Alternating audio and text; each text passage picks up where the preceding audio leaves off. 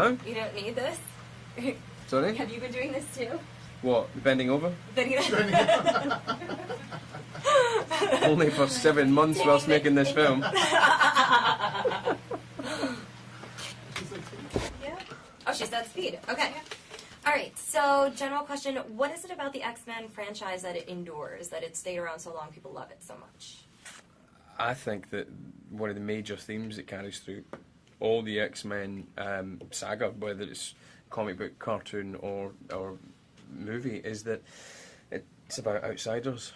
It's about people who are uncomfortable in their own skin, who have been ostracised or kept out of the norm or whatever that is, and who are scared of what they are and what they might be capable of. And I think that is an incredibly human thing. It's not necessarily a mutant thing, it's a really human thing.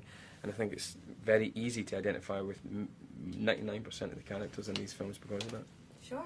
And do you agree? Totally agree with that. It's the story, kind of at the heart of it. It's not about the superpowers as much.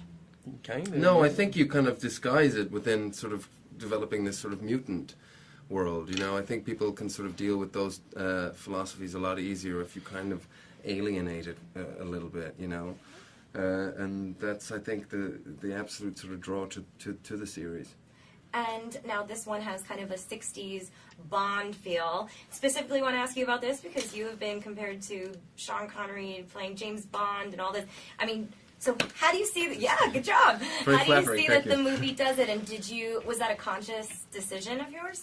It wasn't a conscious decision of mine, but Matthew had mentioned it in early meetings that's how he envisioned a lot of it. But, you know, I mean, no, I didn't sort of, you know, think I was Sean Connery. No, you know, I just sort of, I just basically looked at all the material in the comics. And, of course, then they dressed me up in bespoke suits and sort of, you know, really nice, cool clothing. And so I guess sort of that is sort of where maybe this idea has sort of come from. Sure. I mean, it's a compliment. Yeah, absolutely. Thank you. And then, so question for you. How is your younger Charles different from the Charles that we know, that we've seen? He's less responsible. He's more drunk. He has more sex. He just does.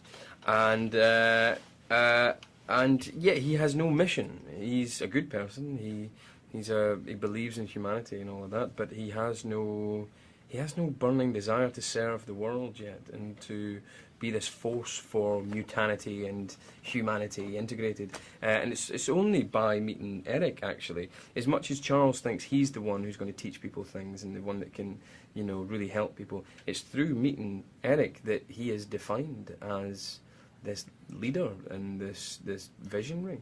And I guess nobody really challenges him either, do they? Because he is so brilliant. And, you know... and he's always one step ahead of them, even if they are very intelligent, you know? Yeah. But with Eric, I don't think he's ever encountered pain and darkness like it, and I think it's hugely intriguing to him. Sure. All right. Well, thank you very much. Thank you. Thank you, guys. Cheers.